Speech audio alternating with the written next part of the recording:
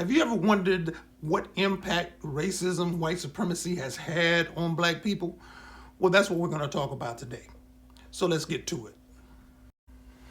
And so this is our question. What is the result of racism and white supremacy against black people or African people?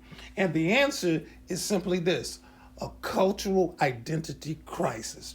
I know it's a mouthful. So what is it? Let's break it down. What is a crisis, or what is identity? Identity is who you are, the name of a person or someone, the qualities, the beliefs that make you who you are, or that makes a group who they are, and the characteristics that determine that. And a crisis is a time of intense difficulty, trouble, or anger. And it's a critical point that, if not handled in an appropriate and timely manner, will turn into a disaster or a catastrophe.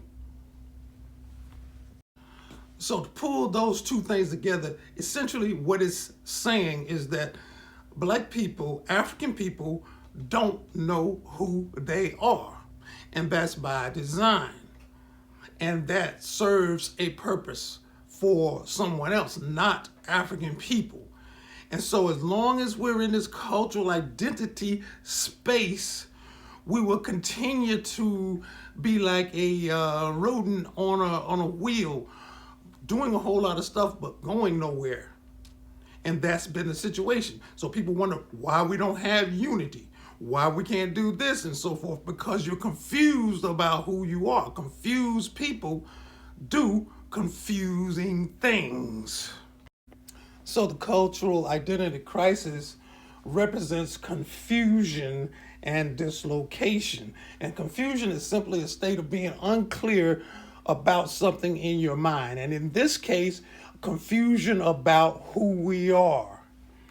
And the dislocation means that you have moved something from one place to another place, or its proper place into another position. It's been disturbed. It's out of the normal arrangement. So geographically, African people were removed from their land base, moved into another land base, dislocating them geographically.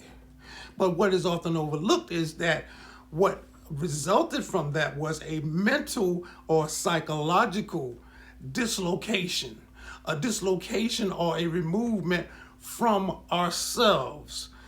And what we're going to do is look at how that was done. So in lesson 6, we're going to look at some of the evidence that solidifies or validates the fact that African people are in fact dislocated, psychologically dislocated, resulting in a cultural identity crisis.